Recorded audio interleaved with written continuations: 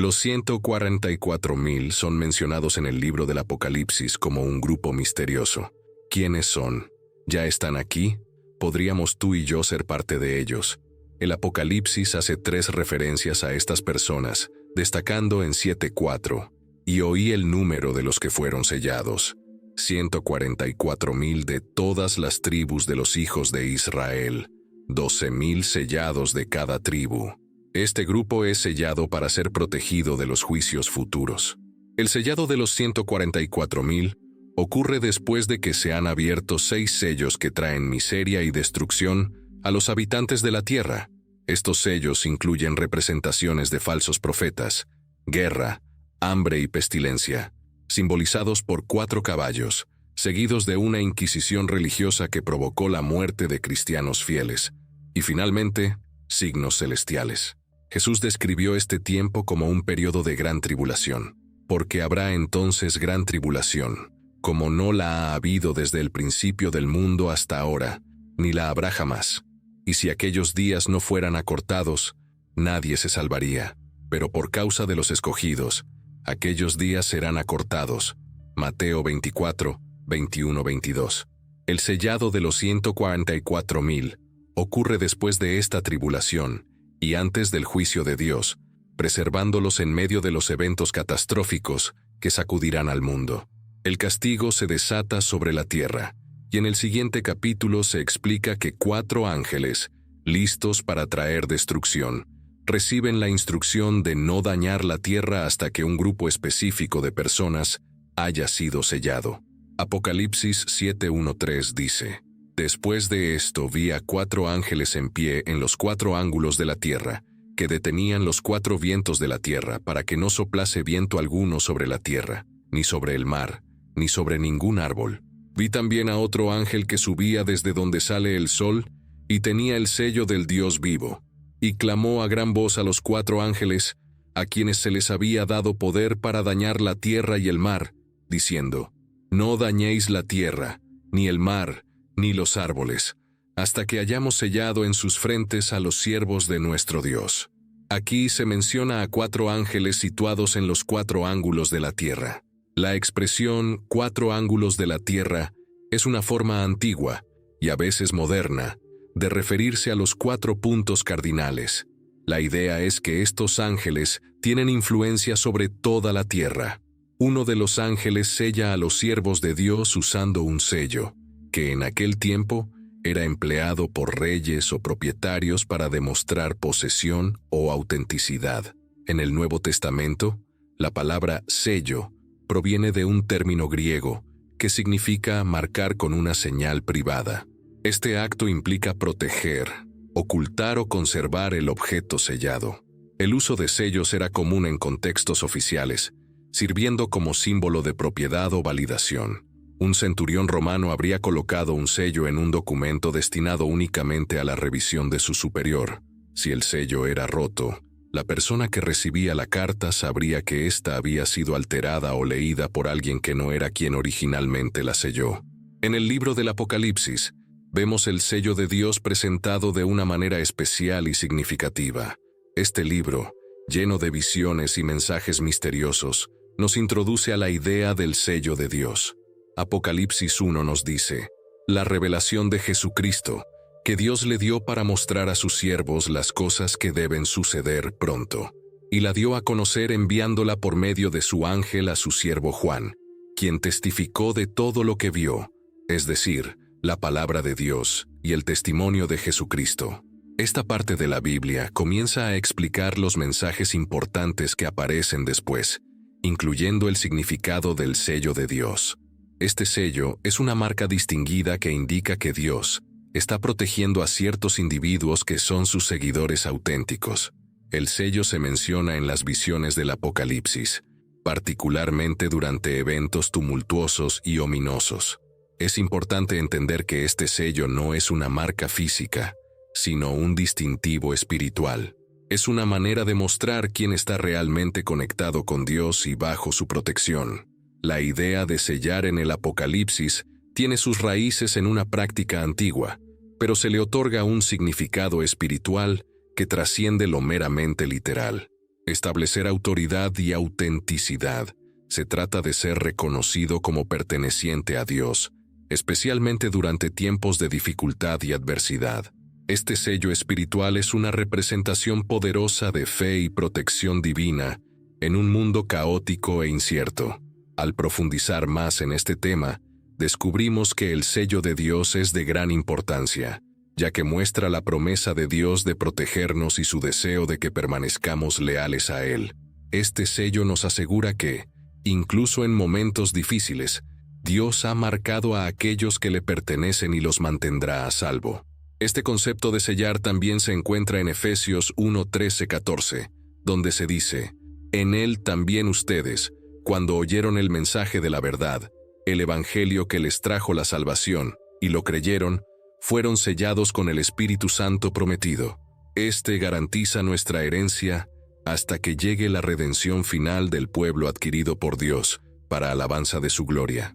Aquí el sello se equipara al Espíritu Santo, dado a los creyentes como señal de su salvación y como una promesa de su herencia eterna. Leemos en Apocalipsis: «No dañen la tierra, ni el mar, ni los árboles hasta que hayamos sellado en sus frentes a los siervos de nuestro Dios». Estos siervos de Dios recibirán un sello protector en sus frentes, que de alguna manera contiene el nombre de Dios. En Apocalipsis 14:1 se dice: «Después miré, y vi que el Cordero estaba de pie sobre el monte Sión, y con él estaban los 144,000 que llevaban escrito en la frente el nombre del Cordero y el de su Padre». Esto simboliza que son posesión de Dios, siervos de nuestro Dios. No se nos especifica en qué consiste exactamente su servicio, pero los 144,000 son sellados para un propósito único y específico. Sin embargo, la idea general de ser sellado no se limita solo a ellos. En el relato sobre el sellado de los siervos de Dios, se observa que la tarea fue encomendada a 2 ángeles. Mientras que algunos ángeles se encargaban de restringir a Satanás y sus agentes, otro ángel tenía la responsabilidad de identificar y distinguir a los fieles siervos de Dios. Estos siervos se diferenciaban por el sello de Dios en sus frentes, una marca fácilmente reconocible por Dios. Este sello los apartaba, asegurándoles seguridad y protección durante los momentos más difíciles. En Apocalipsis 7:4-8 se describe el número de los sellados: «Y oí el número de los sellados, 144,000 sellados de todas las tribus de los hijos de Israel, 12,000 de la tribu de Judá, 12,000 de la tribu de Rubén, 12,000 de la tribu de Gad, 12,000 de la tribu de Aser, 12,000 de la tribu de Neftalí, 12,000 de la tribu de Manasés, 12,000 de la tribu de Simeón, 12,000 de la tribu de Leví, 12,000 de la tribu de Isaacar, 12,000 de la tribu de Zabulón, 12,000 de la tribu de José, 12,000 de la tribu de Benjamín». Estos sellados fueron marcados, redimidos y protegidos. Esta es su identificación general. Pertenecen a las tribus de los hijos de Israel. Étnicamente, son judíos, y su número es de 144,000, elegidos de entre las tribus. Este texto se refiere a un grupo específico. El grupo conocido como los 144,000 está compuesto por individuos divididos entre las 12 tribus de Israel, con 12,000 personas de cada tribu. Se cree que solo Dios conoce su ascendencia tribal. Curiosamente, la tribu de Dan no está incluida en esta lista. Algunos especulan que esto se debe a que Dan está asociado con el anticristo, basándose en referencias de Daniel 11:37 y Jeremías 8:16. En Daniel 11:37 se dice: «No mostrará respeto por los dioses de sus padres, ni por el deseo de las mujeres, ni por ningún otro dios. Se engrandecerá por encima de todos». Esto puede o no ser el motivo, pero sin duda, Dan fue la tribu que introdujo la idolatría en la nación de Israel. En Génesis 49:17 leemos: «Dan será serpiente junto al camino, víbora junto a la senda, que muerde los talones del caballo y hace caer hacia atrás a su jinete». Algunas personas creen que esta frase se refiere a un grupo de judíos que fueron preservados durante la destrucción de Jerusalén, como un acto de misericordia divina. Otros argumentan que esta interpretación está desactualizada y que debería aplicarse de manera más amplia para referirse a los elegidos de Dios en todo el mundo. Sin embargo, si la destrucción aún no había terminado, es más apropiado entender que se refiere a las personas restantes que Dios salvó por gracia. El pasaje da un número definido para un grupo indefinido. El Señor conoce a aquellos que le pertenecen y los protegerá en tiempos de adversidad, tentación peligrosa. Aunque la comunidad de seguidores de Dios pueda parecer pequeña en comparación con el mundo perverso, no debe ser subestimada. De hecho, es una sociedad verdaderamente significativa que continuará creciendo.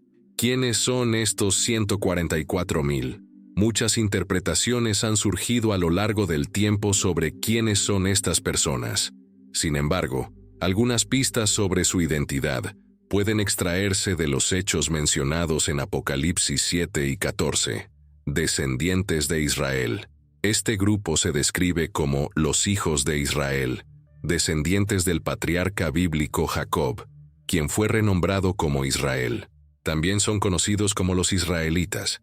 Apocalipsis 7:4. Afiliación tribal específica. Los 144,000 están divididos según su tribu de origen, como se detalla en Apocalipsis 7:4-8. Protección y triunfo. Durante el período de la ira de Dios, estarán protegidos y triunfantes. Se reunirán con Jesús en el monte Sión a su regreso. En Apocalipsis 14:1 leemos: Luego miré, y vi que el Cordero estaba de pie sobre el monte Sión, y con él estaban los 144,000 que llevaban escrito en la frente el nombre del Cordero y el de su Padre. Esto simboliza que son posesión de Dios. Celibato. En Apocalipsis 14:4 se dice: Estos son los que no se contaminaron con mujeres, pues son vírgenes. Ellos son los que siguen al Cordero donde quiera que va. Han sido comprados y redimidos de entre los hombres de Israel como primicias, santificados y apartados para un servicio especial a Dios y al Cordero. Número 5. Ellos representan el inicio de una cosecha mayor. Número 6. Se distinguen por su integridad y fidelidad, como se menciona en Apocalipsis 14:5. En conjunto, es difícil sostener que los 144,000 sean un símbolo de la Iglesia. El acto de sellar, tal como se describe en Apocalipsis, representa una marca divina de protección y pertenencia. Este proceso de sellado simboliza una preservación espiritual durante tiempos de tribulación. Cada una de las 12 tribus de Israel aporta 12,000 miembros, lo que señala la plenitud en la elección de Dios. El número 144,000 está cargado de simbolismo. En la numerología bíblica, el número 12 a menudo representa autoridad divina, plenitud y un gobierno perfecto. Multiplicar 12 tribus por 12,000 miembros de cada tribu sugiere una plenitud amplificada. El sellado de los 144,000 es una señal de la soberanía de Dios y de su capacidad para preservar a sus elegidos en medio del caos y la destrucción. Esta idea brinda consuelo a los creyentes, asegurándoles la protección de Dios y resaltando la importancia de la fidelidad. En contraste con la marca de la bestia, el sello de Dios y la marca de la bestia, mencionados en el libro de Apocalipsis, muestran una gran diferencia entre el bien y el mal, y entre el poder de Dios y el poder del mundo. El sello de Dios. Este sello, mencionado en Apocalipsis 7:2-3, representa protección y pertenencia divina. Se otorga a los seguidores fieles de Dios, marcándolos como suyos en un sentido espiritual. A diferencia de una marca física, simboliza una conexión profunda y personal con Dios, el compromiso con Dios y sus enseñanzas. Poseer el sello de Dios indica una protección espiritual durante tiempos de prueba y juicio. Es una señal de ser elegido por Dios, reflejando una vida vivida de acuerdo con los principios divinos. La marca de la bestia. La marca de la bestia mencionada en Apocalipsis 13, 16, 17 es un símbolo que muestra lealtad a la bestia, un mal carácter opuesto a Dios. Significa alejarse de Dios y optar por seguir el poder de las personas en el mundo, que a menudo no es justo ni bueno. La marca de la bestia aparece en Apocalipsis, y se le llama así porque es impuesta por un hombre denominado la bestia. según los pasajes de Apocalipsis 16:2 y 19:20. La marca de la bestia es un símbolo que distingue a aquellos que adoran a la bestia. En Apocalipsis 13:16-17 dice: «Y hace que todos, pequeños y grandes, ricos y pobres, libres y esclavos, se les ponga una marca en su mano derecha o en su frente, como señal de lealtad a la bestia, y que nadie pueda comprar ni vender, sino el que tenga la marca, ya sea el nombre de la bestia o el número de su nombre. Esta marca será impuesta a todos bajo el gobierno de la bestia y sus aliados. Es necesaria para participar en la economía, y aquellos que no la tengan no podrán realizar transacciones, comprar o vender algo. Solo aquellas personas que lleven un número especial en una parte visible de su cuerpo, ya sea en la mano o en la frente, podrán comerciar. Este número solo será marcado en aquellos que practiquen la idolatría imperial. El número 666 es el nombre cifrado del dictador, cuya identidad será claramente evidente cuando llegue el momento, y cualquier intento de decodificarlo será pura especulación. Una cosa es clara: él estará lejos de la perfección en todos los aspectos. La palabra charagma, en griego antiguo, se refiere a una marca, pero no se asocia comúnmente con las personas, por lo que algunos la interpretan como una marca simbólica. Sin embargo, la idea de una marca física requerida para comprar o vender no es imposible, y podría ser práctica. La tecnología para otorgar una marca a las personas que les permita comprar y vender en la economía electrónica ya está disponible. Hay muchas formas en que esto podría suceder, y tales programas están siendo constantemente probados y rechazados. Una marca en su mano derecha o en su frente. Satanás no es un ser creativo. Todo lo que puede hacer es imitar a Dios. No nos sorprende encontrar que esto también sea una parodia satánica de algo que Dios hará. Imita la marca de Dios sobre su pueblo. Tomar esta marca es como darle la espalda a Dios. Muestra que estás eligiendo ponerte del lado de aquellos que están contra Dios. No es solo una marca visible en tu cuerpo. Realmente significa que estás viviendo tu vida en contra de Dios, lo que Dios quiere. El sello de Dios versus la marca de la bestia. El sello de Dios representa la autoridad divina y la protección, mientras que la marca de la bestia simboliza la sumisión al poder corrupto del mundo. El sello de Dios es una marca espiritual que denota fe y obediencia a Dios, mientras que la marca de la bestia se interpreta comúnmente como una señal física o visible de conformidad con las fuerzas malignas. El sello de Dios significa la salvación eterna, en alineación con la voluntad de Dios, mientras que la marca representa ganancias temporales a costa de la condena espiritual. La marca en Ezequiel. En el capítulo 9 de Ezequiel, se da un sello protector similar a los justos antes de que Jerusalén fuera juzgada. En este capítulo, 6 ejecutores vienen desde el norte, dirección desde la que los babilonios iban a destruir a los idólatras. Aquellos que se oponían a la idolatría fueron sellados con una marca en sus frentes para que no fueran muertos. En Ezequiel 9:4 se dice: «Y dijo el Señor, ve por en medio de la ciudad, por en medio de Jerusalén, y pon una marca en las frentes de los hombres que suspiran y gimen por todas las abominaciones que se hacen en medio de ella». ¿Cuál es el propósito del sello de Dios? Así es como sabes que eres elegido. La revelación de Jesucristo fue dada a Juan por Dios para mostrar a sus siervos lo que debe suceder pronto.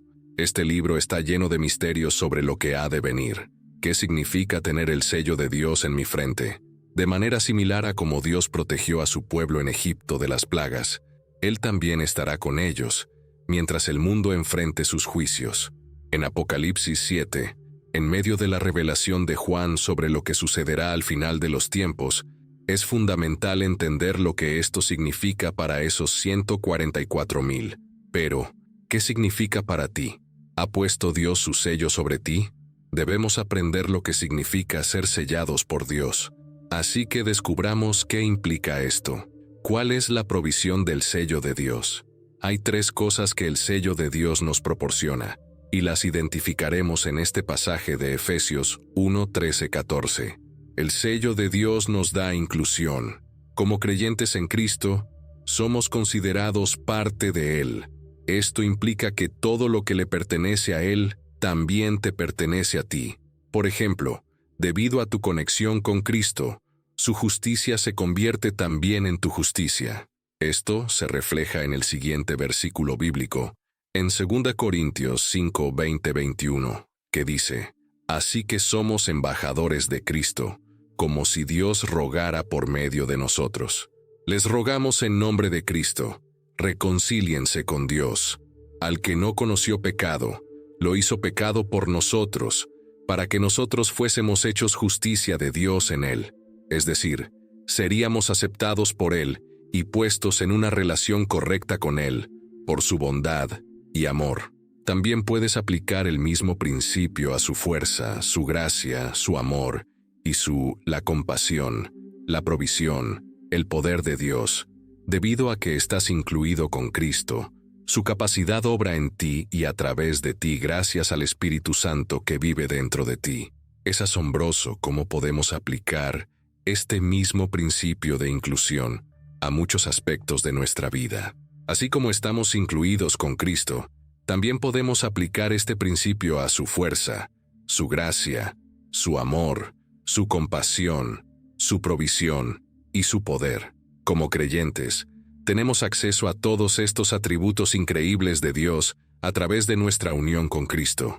Y lo más asombroso es que esta capacidad obra en nosotros y a través de nosotros, gracias al Espíritu Santo que habita en nosotros. El sello de Dios nos da una identidad. Debido a que has sido sellado, tu identidad se encuentra en Cristo. Esto significa que cuando Dios te ve, te identifica como uno de los suyos, porque has sido sellado. También significa que Satanás te reconoce como perteneciente a Dios. Como creyente en Cristo, tu identidad está en Él, lo que significa que cuando Dios te mira, ve a una persona que ha sido sellada con el Espíritu Santo. Este sello significa que perteneces a Él y eres uno de los suyos. Satanás también reconoce que perteneces a Dios debido al sello, por lo que constantemente intenta atacarte y engañarte para que dudes de tu identidad en Cristo. Sin embargo, puedes estar seguro de que estás sellado y seguro en Cristo, y que nada podrá separarte del amor de Dios. Así que sigue firme, vivir en la verdad de tu identidad en Cristo, y dejar que su amor y gracia te guíen en tu vida diaria. Por un momento, quiero que dirijas tu atención al hecho de que Satanás es el gran imitador. Es importante notar que Dios creó una marca en las frentes de los 144,000, distinguiéndolos como suyos. En Apocalipsis 13, 15, 17, se describe lo que Satanás hace con la marca de la bestia. Presta atención a lo que sucede. Él ideó un método para asegurar o identificar a aquellos que le pertenecen, creando un sello. ¿Qué significa el sello de Dios para vivir en los últimos días? Identifica lo que debes estar haciendo. De manera similar a los 144,000 en Apocalipsis, es necesario que sirvas como testigo de Él. A continuación, se explica lo que sucede después de que los 144,000 son sellados en Apocalipsis 7. En Apocalipsis 7, 9, 14 se dice: Después de estas cosas miré, y he aquí una gran multitud, que nadie podía contar, de todas naciones, tribus, pueblos y lenguas, que estaban delante del trono y delante del Cordero, vestidos de ropas blancas y con palmas en las manos, y clamaban a gran voz, diciendo: La salvación pertenece a nuestro Dios que está sentado en el trono y al Cordero. Nuestra salvación es del Dios Trino, a Él debemos nuestra liberación. Y todos los ángeles estaban en pie alrededor del trono, y de los 24 ancianos, y de los 4 seres vivientes, y se postraron sobre sus rostros ante el trono, y adoraron a Dios diciendo: Amén, bendición, gloria, majestad, sabiduría, acción de gracias, honor, poder y fuerza pertenecen a nuestro Dios por los siglos de los siglos. Amén. Luego uno de los ancianos respondió, diciéndome: ¿Quiénes son estos que están vestidos con ropas blancas? ¿De dónde han venido? Yo le respondí: Señor mío, tú lo sabes. Y él me dijo: Estos son los que han salido de la gran tribulación, la persecución, y han lavado sus ropas y las han blanqueado en la sangre del Cordero. Gracias a su sacrificio expiatorio, tenemos los cantos de los santos y los ángeles en esta ocasión. Los santos alaban a Dios por salvar a un gran remanente de judíos de la infidelidad y la destrucción. La postura de estos santos que alaban es significativa. Estaban de pie ante el trono y ante el Cordero, ante el Creador y el Mediador. En la adoración religiosa, debemos considerarnos en la presencia especial de Dios, y para acercarnos a Él, debemos hacerlo a través de Cristo, quien es el mediador entre nosotros y Dios. Sin un mediador, los pecadores no podrían acercarse al trono de Dios. En cuanto a su hábito, estaban vestidos con ropas blancas y sostenían palmas en sus manos. Esto representa su justificación, santidad y victoria, como los conquistadores solían aparecer en sus triunfos, pues los siervos fieles de Dios han peleado la buena batalla de la fe y han terminado su curso. Harán una aparición gloriosa al final. Su ocupación fue clamar con gran voz diciendo: «Salvación a nuestro Dios, que está sobre el trono, y al Cordero». Esto puede interpretarse como un Hosana, expresando buenos deseos por el éxito de los intereses de Dios y de Cristo en la Iglesia y en el mundo, o como un Aleluya, alabando a Dios y al Cordero por la gran salvación que han proporcionado. Tanto el Padre como el Hijo están unidos en estas alabanzas. El Padre ideó la salvación, el Hijo la adquirió, y aquellos que la disfrutan deben y lo harán, bendiciendo al Señor en el Cordero, públicamente y con el fervor adecuado. Aquí está el cántico de los ángeles.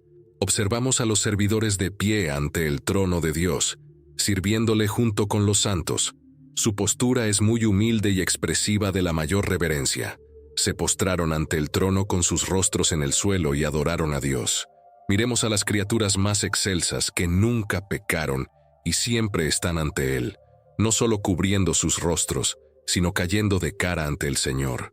Por lo tanto, nosotros, como seres frágiles e insignificantes, debemos acercarnos a Dios con humildad y profunda reverencia.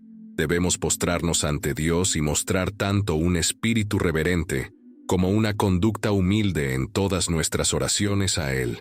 Sus alabanzas coincidieron con las alabanzas de los santos y dijeron su propio amén. En el cielo hay una armonía perfecta entre los ángeles y los santos. Además, añadieron bendición, gloria, sabiduría, acción de gracias, honor, poder y fuerza a nuestro Dios por los siglos de los siglos. Amén.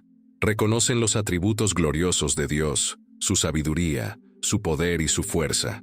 Reconocen que las perfecciones divinas de Dios son dignas de bendiciones, alabanzas y glorificación eternas, y confirman su acuerdo con un amén. Al observar lo que se hace en el cielo, debemos comenzar a prepararnos para tal obra, afinando nuestros corazones para ello, practicándolo con frecuencia y anhelando el momento en que nuestra alabanza y alegría sean perfeccionadas en ese mundo. ¿Por qué es tan importante esta escena? Tu sello o marca viene con un propósito que se hace más urgente y necesario a medida que vemos el día acercarse.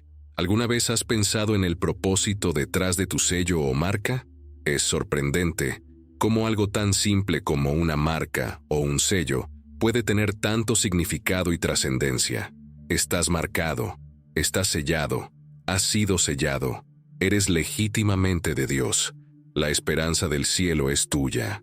A la luz del hecho de que has sido marcado y habilitado por el Espíritu Santo de Dios, te animo a hacer posible que Dios te use como su testigo en todo el mundo. Fue lo último que Jesús compartió con sus seguidores antes de ascender al cielo, y debería ser lo más importante en lo que tú y yo debemos enfocarnos hasta su regreso. En Hechos 1:8 dice: «Pero recibirás poder y capacidad cuando el Espíritu Santo venga sobre ti, y serás mi testigo para contarles a las personas sobre mí, tanto en Jerusalén como en toda Judea y Samaria, y hasta los confines de la tierra». Estos pasajes muestran que los 144,000 serán personas que sobrevivirán a la gran tribulación.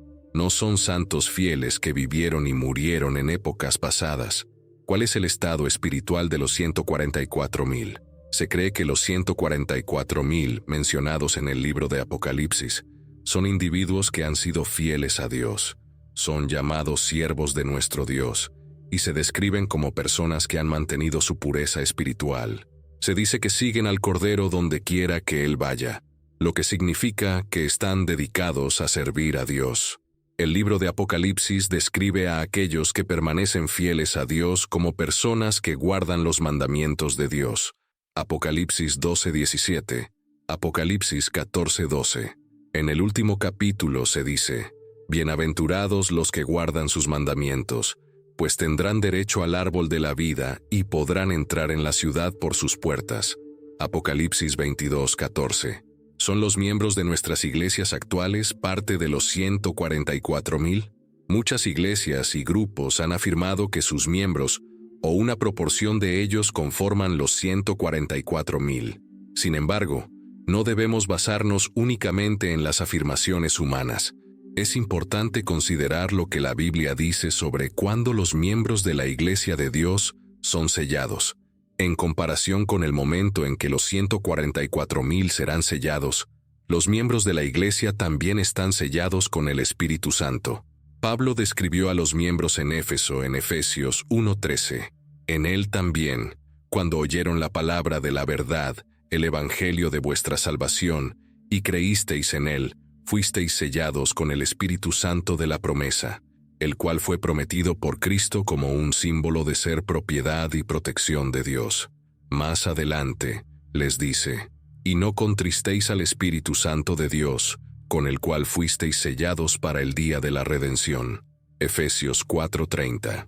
Escribiendo a los miembros de Corinto, Pablo habló de Jesucristo, quien también nos ha sellado y nos ha dado el Espíritu en nuestros corazones como garantía. En 2 Corintios 1:22 dice: el cual también nos selló, y nos dio las arras del Espíritu en nuestros corazones. Aquellos que son guiados por el Espíritu Santo están marcados como cristianos genuinos, hijos de Dios y herederos de la vida eterna. En Romanos 8:14-16 se dice: porque todos los que son guiados por el Espíritu de Dios, estos son hijos de Dios, porque no habéis recibido el espíritu de esclavitud para estar otra vez en temor, sino que habéis recibido el espíritu de adopción, por el cual clamamos: Abba, Padre. El Espíritu mismo da testimonio a nuestro espíritu de que somos hijos de Dios. Este sello tiene lugar en el bautismo, cuando uno recibe el Espíritu Santo después de arrepentirse de sus pecados. En Hechos 19:6 se dice: y cuando Pablo les impuso las manos, el Espíritu Santo vino sobre ellos. Cuando les impuso las manos, el Espíritu Santo vino sobre ellos, y comenzaron a hablar en lenguas y a profetizar. Una distinción importante es que los miembros de la verdadera Iglesia de Dios son sellados por Él para la vida eterna cuando reciben y siguen la guía del Espíritu Santo. ¿Está la salvación limitada solo a los 144,000? Es importante notar que la salvación no se limita únicamente a los descendientes de la antigua nación de Israel, sino que individuos de todas las razas y naciones pueden alcanzarla. Sin embargo, el pueblo de Israel sigue siendo altamente valorado por Dios.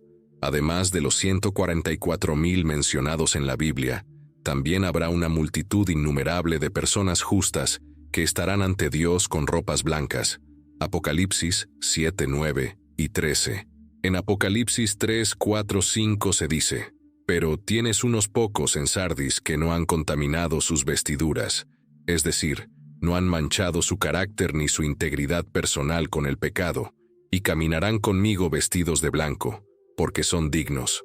El que venza el mundo creyendo que Jesús es el Hijo de Dios, será vestido de ropas blancas, y nunca borraré su nombre del libro de la vida, y confesaré su nombre delante de mi Padre y de sus ángeles, diciendo que Él es mío. Esta gran multitud consistirá en personas de todas las naciones, tribus, pueblos y lenguas, de pie ante Cristo, el Cordero. Se hace una pregunta sobre su origen, y la respuesta es que estos son los aquellos que han salido de la gran tribulación y han lavado sus vestiduras, dejándolas blancas en la sangre del Cordero. Servirán delante del trono de Dios, debido a su respuesta a Él. ¿Qué causará que tantas personas se vuelvan a Dios durante la tribulación?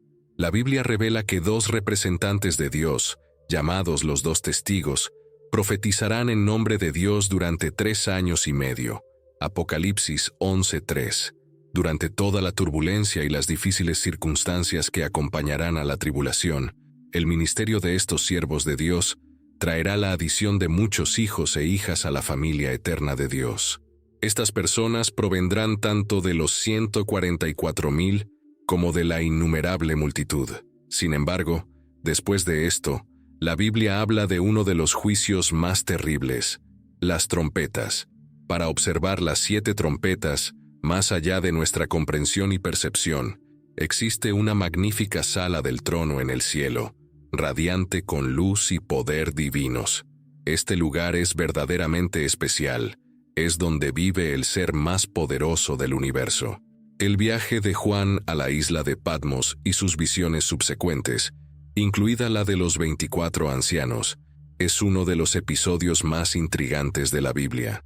En medio de las maravillas de este reino sobrenatural, se destaca una presencia particular, un círculo de 24 ancianos vestidos de blanco, coronados con oro, sentados en tronos que rodean el trono principal. ¿Quiénes son estas figuras? ¿Por qué están aquí? Pero, ¿quiénes son estos 24? ¿Cuál es el papel de los 24 ancianos en el juicio y la redención? ¿Y qué puede enseñarnos su presencia sobre nuestro lugar en la gran narrativa de la existencia? Sumérgete con nosotros en los misterios del libro de Apocalipsis, mientras tratamos de comprender el significado de los 24 ancianos, su rol en el reino celestial y en los capítulos finales de la historia humana.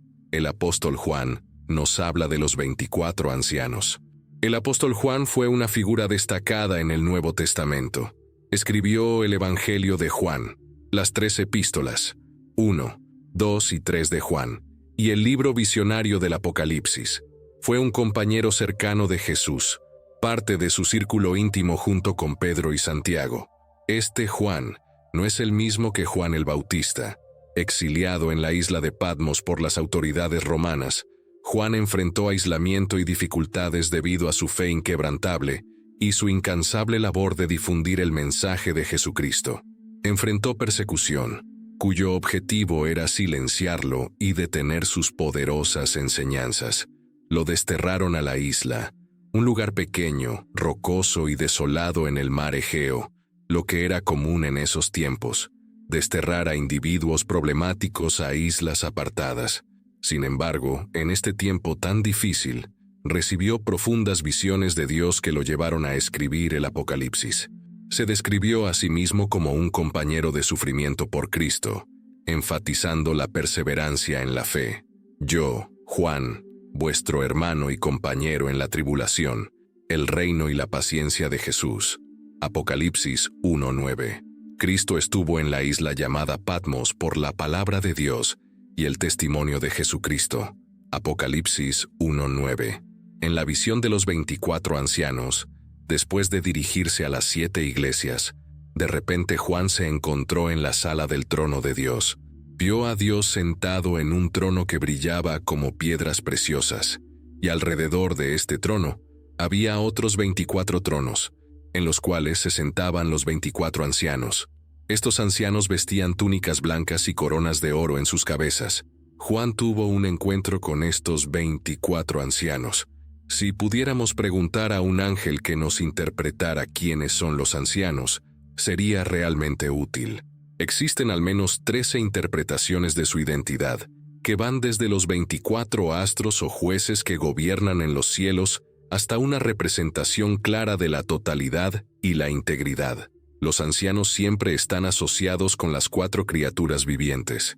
En la Biblia hay 12 meses en un año lunar, 12 tribus de Israel, 12 apóstoles, 12 puertas en la Nueva Jerusalén, 12 ángeles en cada puerta, 12 fundamentos, 12,000 sellados de cada tribu, y así sucesivamente.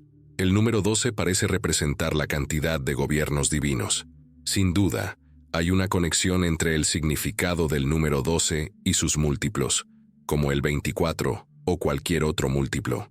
Los tronos están relacionados con los poderes celestiales, como se menciona en Colosenses 1:16, porque en él fueron creadas todas las cosas en los cielos y en la tierra, visibles e invisibles, sean tronos, dominios, los gobernantes o autoridades.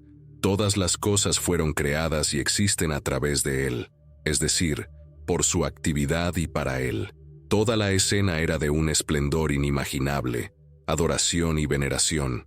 Los ancianos, junto con las 4 criaturas vivientes alrededor del trono, cayeron ante Dios echando sus coronas ante él y declarando: «Digno eres, Señor, de recibir gloria, honra y poder, porque tú creaste todas las cosas, y por tu voluntad existen y fueron creadas».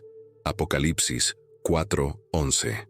Este evento en Patmos fue solo el comienzo de una serie de visiones espectaculares que Juan recibiría y que él registró en el libro de Apocalipsis.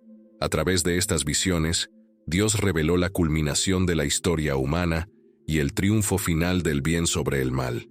No hay ningún lugar en el libro de Apocalipsis donde se presenten las identidades de los 24 ancianos en detalle. Sin embargo, es muy probable que sean representantes de la Iglesia.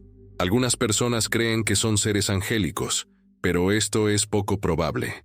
Está claro que ellos reinan junto a Cristo debido al hecho de que están sentados en tronos.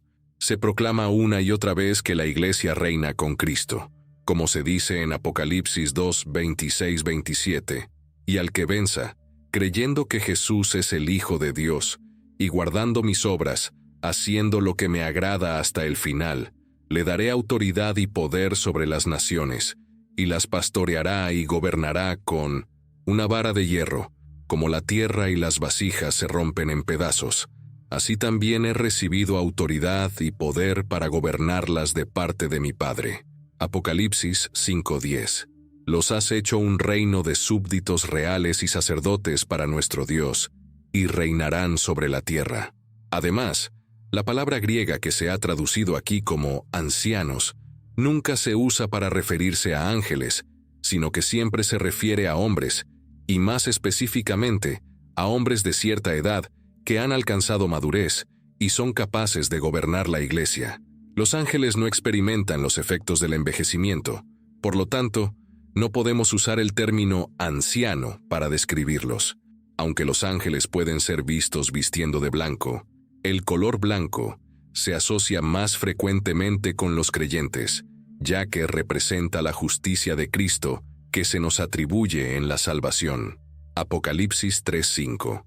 El que venza, creyendo que Jesús es el Hijo de Dios, será vestido con ropas blancas, y nunca borraré su nombre del libro de la vida, sino que confesaré y reconoceré su nombre delante de mi Padre y de sus ángeles, diciendo que Él es mío. Apocalipsis 3:18. Te aconsejo que compres de mí oro refinado en fuego, para que te hagas rico, y vestiduras blancas, que representan la justicia, para que te vistas y no se vea la vergüenza de tu desnudez, y un ungüento para los ojos, para que puedas ver. Los ancianos están usando coronas de oro, lo que es otra indicación de que no son ángeles, ya que a los ángeles nunca se les da coronas, y no se ha encontrado evidencia de que ellos las lleven. El término que se traduce aquí como corona hace referencia a la corona del vencedor, que es usada por aquellos que han luchado eficazmente y han ganado la victoria, tal como lo prometió Cristo. Apocalipsis 2:10. No temas lo que vas a sufrir. Ten en cuenta que el diablo está a punto de meter a algunos de vosotros en la cárcel para ser probados, y por 10 días tendréis tribulación. Sé fiel hasta la muerte, y yo te daré la corona de la vida. 2 Timoteo 4:8.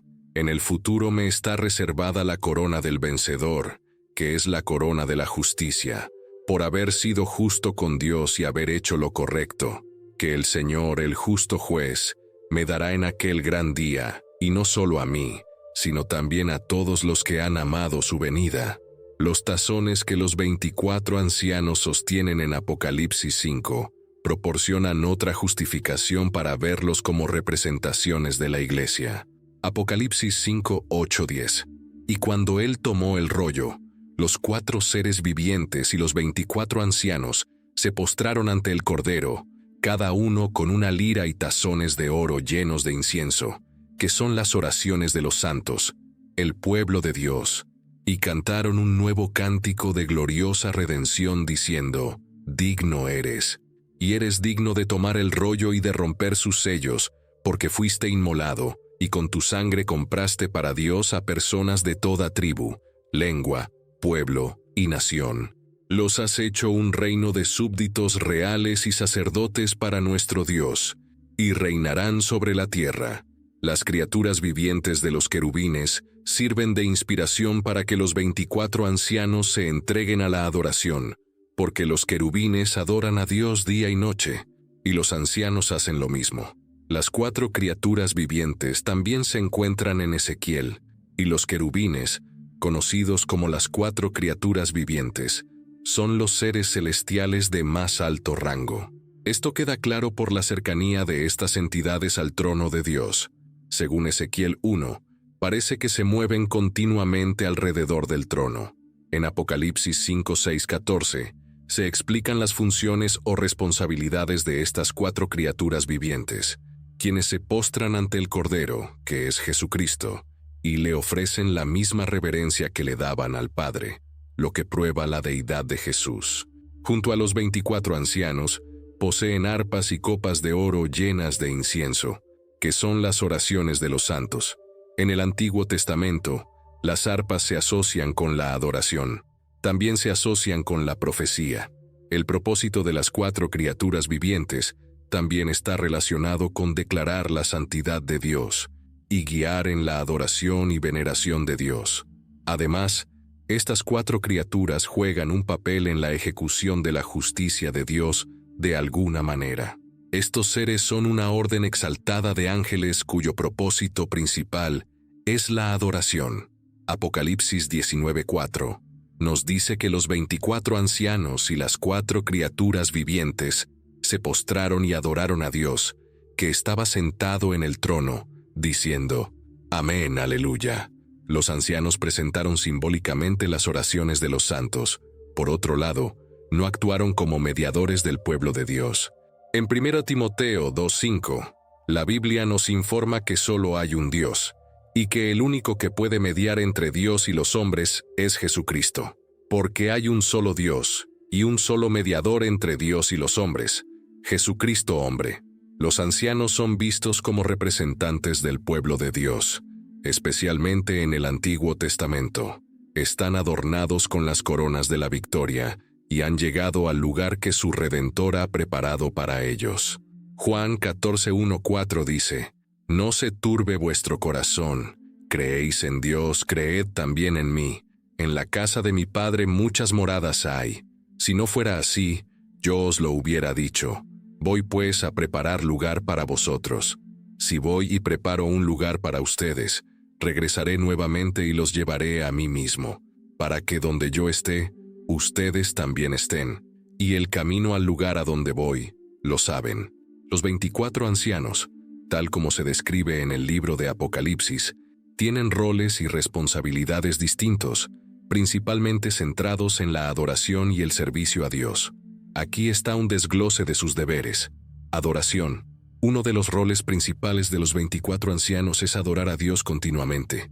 A menudo se les representa postrándose ante el trono de Dios en reverencia y adoración. Los 24 ancianos se postran ante el que está sentado en el trono y lo adoran, Él, que vive por los siglos de los siglos. Ponen sus coronas ante el trono y dicen: Digno eres, Señor y Dios nuestro, de recibir la gloria, la honra y el poder, porque tú creaste todas las cosas, y por tu voluntad existen y fueron creadas. Apocalipsis 4, 10, 11. Dios es honrado por los 24 ancianos, lo que se traduce verbalmente como crédito, dignidad o merecimiento hacia Dios.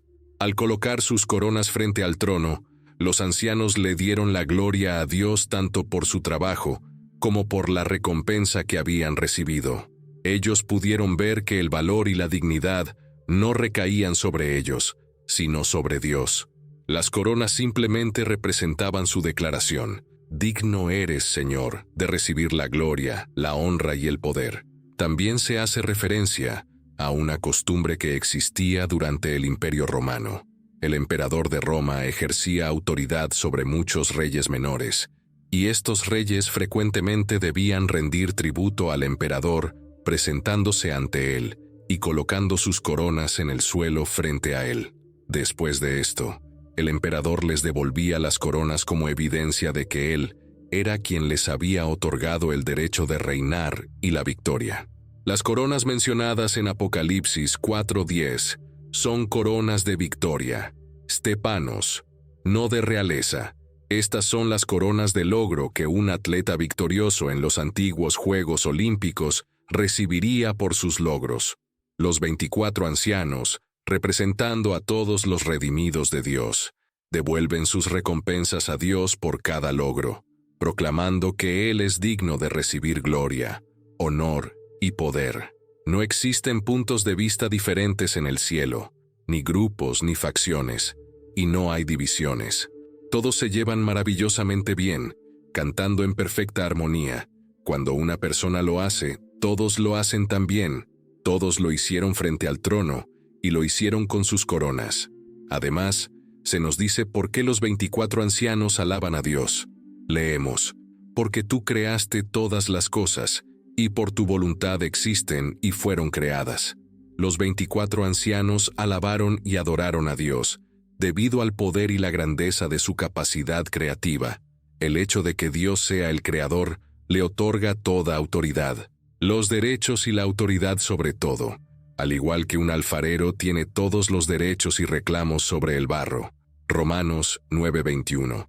¿Acaso no tiene el alfarero derecho sobre el barro, para hacer de la misma masa un objeto para uso honorable, algo hermoso o distintivo, y otro para uso común, algo ordinario o humilde?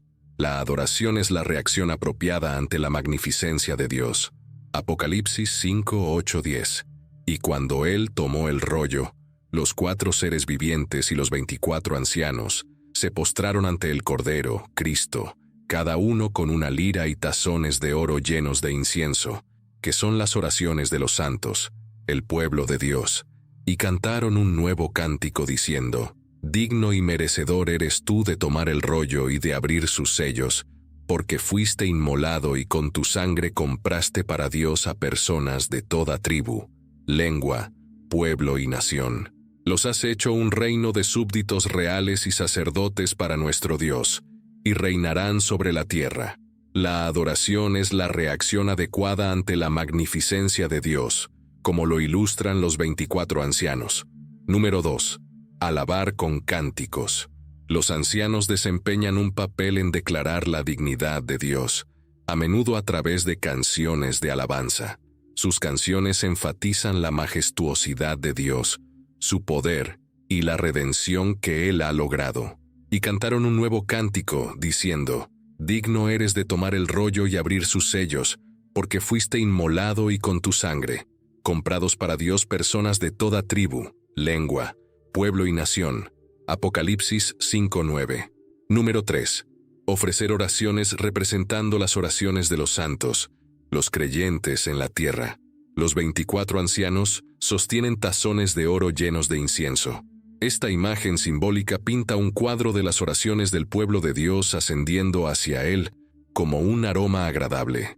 Los ancianos sirven como intermediarios presentando estas oraciones ante Dios. En resumen, los 24 ancianos juegan un papel crucial en el reino celestial, al adorar continuamente a Dios, cantar alabanzas sobre su obra redentora y ofrecer las oraciones de los creyentes en la tierra. Representan al pueblo de Dios, reflejando tanto la adoración como la intercesión. La importancia de los 24 ancianos. Desglosemos la importancia general de estas figuras misteriosas, basándonos en los puntos mencionados. La naturaleza eterna y majestuosa de la sala del trono de Dios, el lugar mismo donde se encuentran los 24 ancianos, es la sala del trono de Dios, un lugar exaltado y sobrecogedor. Siempre que se mencionan, es en el contexto de la adoración y la reverencia. Su presencia es un testimonio de la grandeza y la naturaleza eterna del dominio de Dios. Los 2 testigos, Una descripción de dos personas que ayudarán a cumplir la obra que Dios tiene para ellos durante el tiempo de la tribulación se encuentra en Apocalipsis 11:3-2. Y les daré autoridad a mis dos testigos, y profetizarán por 1260 días, 42 meses, 3 años y medio, vestidos de saco. Estos testigos son los dos olivos y los dos candelabros que están ante el Señor de la tierra. Y si alguien intenta hacerles daño, sale fuego de su boca y devora a sus enemigos. Por lo tanto, si alguien quiere hacerles daño, debe morir de esta manera. Apocalipsis 11:3-5, Biblia amplificada. Al final, habrá dos testigos que profetizarán en la ciudad de Jerusalén. El versículo dice, mis dos testigos. La naturaleza de su ministerio es profética, como se evidencia por el hecho de que ellos profetizarán, predicarán y mostrarán arrepentimiento, lo cual se ve en su vestir de saco. Además, tienen un ministerio eficaz, como leemos, les daré poder. Los dos testigos ciertamente servirán con poder, un poder tal que podrán testificar durante 1260 días, a pesar de la oposición del mundo. También leemos, y si alguien quiere hacerles daño, fuego sale de su boca y devora a sus enemigos. Dios ha dado a los dos testigos una protección especial, similar a la de Elías. Todos los sustantivos usados para referirse a los testigos en este pasaje son masculinos, lo que en la gramática griega antigua indica que los dos testigos son hombres. Los dos testigos en el libro de Apocalipsis tendrán poderes milagrosos para acompañar su mensaje, y nadie podrá detenerlos en su labor. Apocalipsis 11:6, Biblia amplificada. Estos dos testigos tienen el poder dado por Dios de cerrar el cielo para que no caiga lluvia durante los días de su profecía, en relación con el juicio y la salvación, y tienen poder sobre las aguas, mares, ríos, para convertirlos en sangre y golpear la tierra con todo tipo de plagas, tantas veces como deseen. Los dos testigos tendrán poder milagroso, pero serán asesinados cuando su testimonio llegue a su fin. El mundo maligno se regocijará, permitiendo que los cuerpos de los profetas caídos queden tendidos en las calles. Apocalipsis 11:7-10, Biblia amplificada. Cuando hayan terminado su testimonio y hayan dado su evidencia, la bestia que sube del abismo, del pozo sin fondo, hará guerra contra ellos, los vencerá y los matará. Sus cuerpos muertos quedarán expuestos en la calle principal de la gran ciudad, Jerusalén, que en un sentido espiritual se llama por los nombres simbólicos y alegóricos de Sodoma y Egipto, donde también su Señor fue crucificado, y los de los pueblos, tribus, lenguas y naciones mirarán sus cuerpos muertos durante 3 días y medio, y no permitirán que sus cuerpos sean enterrados. Los no creyentes que habitan en la tierra se regocijarán y harán fiesta, enviándose regalos unos a otros, porque estos dos profetas atormentaron y afligieron a los que habitan sobre la tierra. Los habitantes de la tierra se alegrarán por ellos, harán fiesta y se enviarán regalos, celebrando la muerte de los dos testigos. Es posible que el hecho de que la gente vea esto de todas las naciones, tribus, lenguas y pueblos sea una indicación indirecta. Es un anticipo de cómo funcionan los medios de comunicación masivos actuales. No es nada inverosímil pensar en una transmisión mundial en vivo por canales de televisión e internet, donde se vería la escena fantástica descrita aquí. La idea también es que el mundo trate a estos dos testigos de manera humillante. Ver sus cuerpos muertos expuestos para todos era la peor humillación que una persona podía sufrir a manos de sus enemigos. Según Johnson, la predicación de estos dos testigos y su llamado al arrepentimiento fue un tormento para muchos, porque no soportaban escuchar la verdad mientras amaban su mentira. Sus cuerpos yacían en las calles por poco más de 3 días, mientras que los medios transnacionales, atormentados en su conciencia por sus palabras, se regocijaban y celebraban su eliminación. Cuando los dos testigos resuciten, ante la mirada de todos, el alivio se convertirá en terror. Su ascensión será precedida por una voz fuerte del cielo que les dirá: «Suban aquí». La resurrección de los dos testigos Apocalipsis 11:11-12, Biblia amplificada. Pero después de 3 días y medio, el aliento de vida de Dios entró en ellos. Se pusieron de pie y un gran temor y pánico cayeron sobre los que los estaban mirando. Y los 2 testigos oyeron una voz fuerte del cielo que les decía: «Suban aquí». Entonces ascendieron al cielo en una nube, y sus enemigos los vieron, porque la tierra no era digna de estos 2 testigos. Dios simplemente los llamó, y ascendieron al cielo en una nube.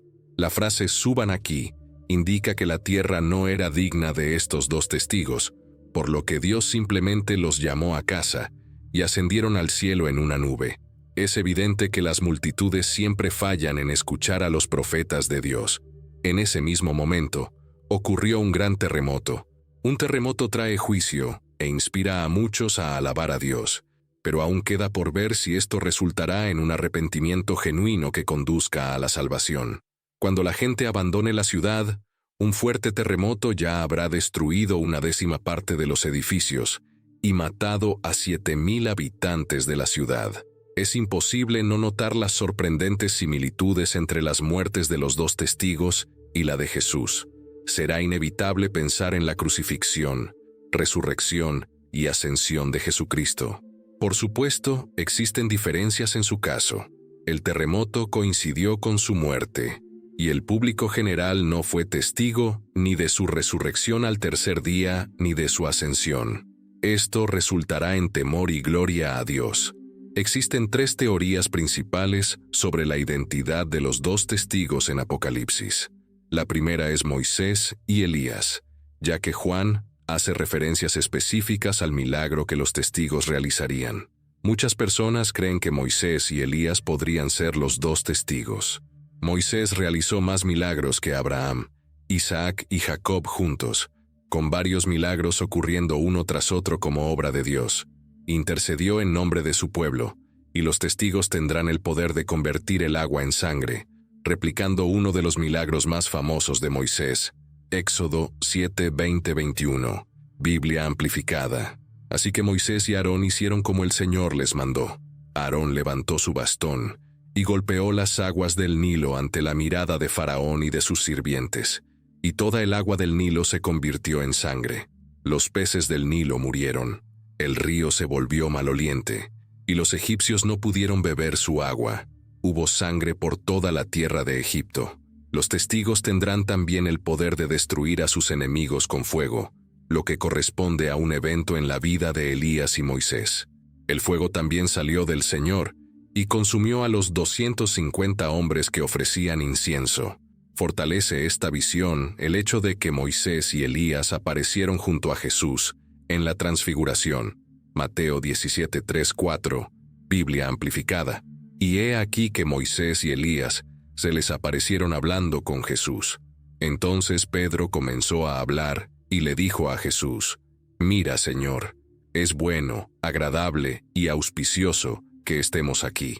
Si lo deseas, pondré 3 tiendas aquí, una para ti, una para Moisés y una para Elías». En Apocalipsis 11:5, Biblia amplificada, dice: «Y si alguien quiere hacerles daño, sale fuego de su boca y devora a sus enemigos». Así que, si alguien quiere hacerles daño, debe ser muerto de esta manera. Algunos creen que Elías es uno de los testigos, debido a que su ministerio parece similar al de estos 2 testigos.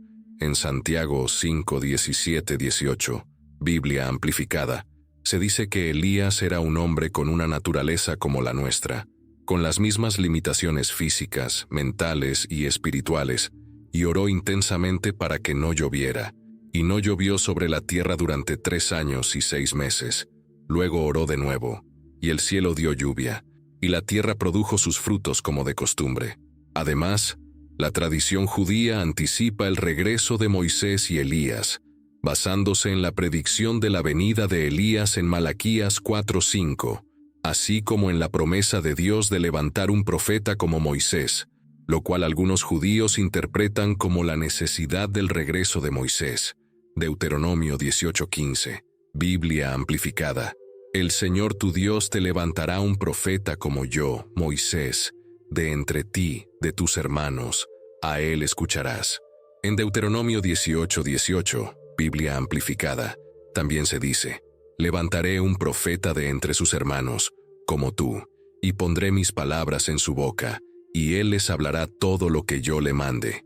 En Malaquías 4:5, Biblia amplificada, se afirma: he aquí, yo os envío al profeta Elías antes que venga el grande y terrible día del Señor.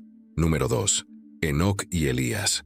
Debido a los eventos extraordinarios que rodearon la muerte de cada uno, Enoc y Elías son frecuentemente considerados como posibles candidatos para los roles de los dos testigos.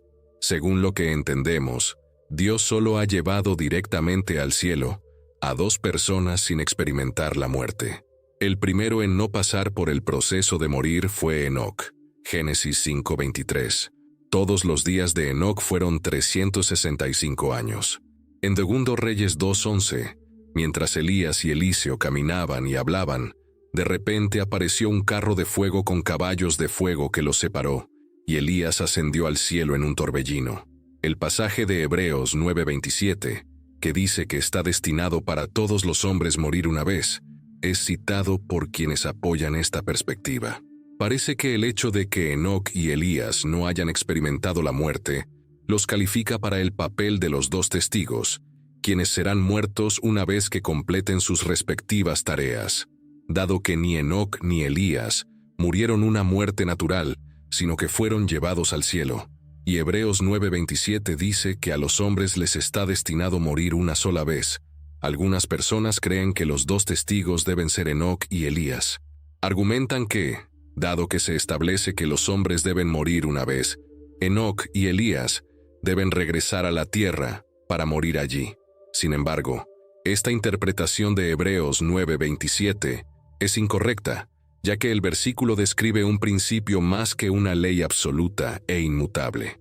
Por ejemplo, Lázaro y otros fueron resucitados de los muertos y aparentemente murieron 2 veces, pero esto no refuta Hebreos 9:27. En el momento del rapto, toda la iglesia en la tierra no morirá, sino que será llevada al cielo. Hebreos 9:27 es un principio, y hay algunas excepciones notables que finalmente sirven para confirmar la regla en lugar de negarla. Puede haber buenas razones para considerar a Enoc y Elías como los dos testigos, pero el principio de Hebreos 9:27 no es una de ellas.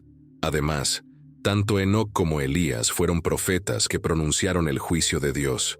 En 1 Reyes 17:1, Elías el Tisbita, de los habitantes de Galaad, le dijo a Acab: «Vive el Señor, Dios de Israel, ante quien estoy, que no habrá rocío ni lluvia en estos años, excepto por mi palabra». En Judas 1:14, se menciona que Enoc, el séptimo desde Adán, profetizó sobre estas personas diciendo: «Mirad, el Señor vino con miles de sus santos». Número 3. Debido a la falta de detalles en Apocalipsis 11, 2 individuos no identificados son considerados como posibles candidatos para los roles de los dos testigos. La Escritura no proporciona una lista de nombres para los dos testigos, ni se menciona a ninguna persona famosa en relación con su aparición. Es completamente posible que Dios elija a 2 creyentes aparentemente ordinarios y los empodere para realizar los mismos milagros y prodigios que Moisés y Elías hicieron. No hay nada en Apocalipsis 11 que nos obligue a asumir una identidad famosa para los dos testigos. Existe un capítulo intrigante en Zacarías 4 que nos ofrece un modelo para los dos testigos mencionados en Apocalipsis. En una visión que Zacarías tiene, ve un candelabro hecho completamente de oro macizo, con un tazón de aceite de oliva en la parte superior. La estructura de un candelabro con un olivo a cada lado se encuentra en la visión de Zacarías. El aceite de oliva cae de los árboles en el tazón, manteniendo un suministro constante, de modo que el candelabro nunca necesita ser atendido por una persona para que su luz siga ardiendo. El mensaje que Dios le dio a Zacarías fue que el trabajo que Dios quería hacer, la reconstrucción del templo, se llevaría a cabo no con fuerza, sino con mi espíritu. En otras palabras, el poder de Dios para sostener su obra fluye a través de 2 personas designadas para la tarea. Entonces, ¿Quiénes son los dos testigos en el Apocalipsis? La Biblia guarda silencio sobre el tema. Las tres interpretaciones son válidas y plausibles para los cristianos, y los cristianos no deben ser dogmáticos sobre la identidad de los dos testigos. No sabemos quiénes son, y todos los intentos de identificarlos son meras conjeturas. Debemos esperar y ver quiénes son, pero lo que hacen y lo que se les haga son lo que realmente importa. Y así llegamos al final de este fascinante análisis sobre los dos testigos del Apocalipsis. Espero que hayas aprendido algo nuevo y enriquecedor sobre este tema tan misterioso y profundo. Me encantaría saber tu opinión, así que no dudes en dejar un comentario sobre lo que más te impactó o lo que aprendiste hoy. Si te gustó este contenido, no olvides darle un like, suscribirte al canal para no perderte más videos como este y activar la campanita de notificaciones. Nos vemos en el próximo video.